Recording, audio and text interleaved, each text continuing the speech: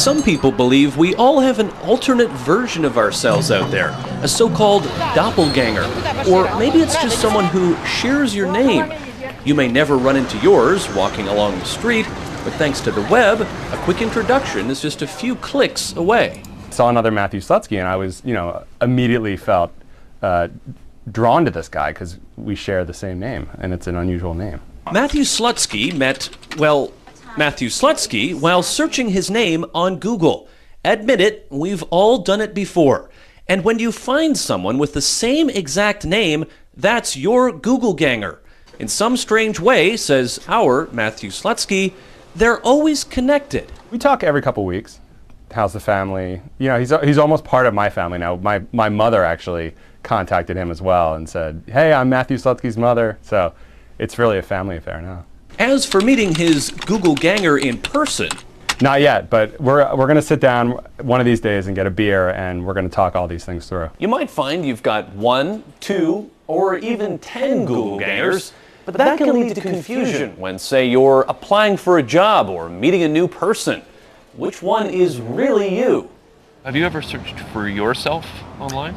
Absolutely, many times for many years. Gabriella Coleman is a professor of media and culture at NYU. She says it's perfectly natural to search for ourselves in today's connected world, part vanity, part belonging, part curiosity.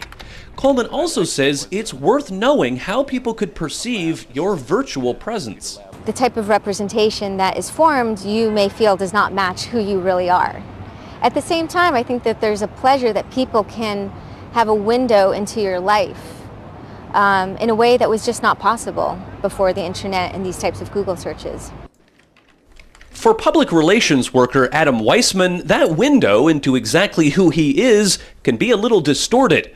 Turns out his Googleganger is an animal rights activist who's been arrested. Thank you for coming. Yes. We go now. But what if you've got the same name and the same profession? Take the case of Harry Smith, wrestler. Yeah. You're like a strong guy. You're a stuff guy. No, wait, not that Harry Smith. This one, the professional. Turns out, sometimes it's just a matter of seeing someone's Googleganger in action to eliminate a case of mistaken identity.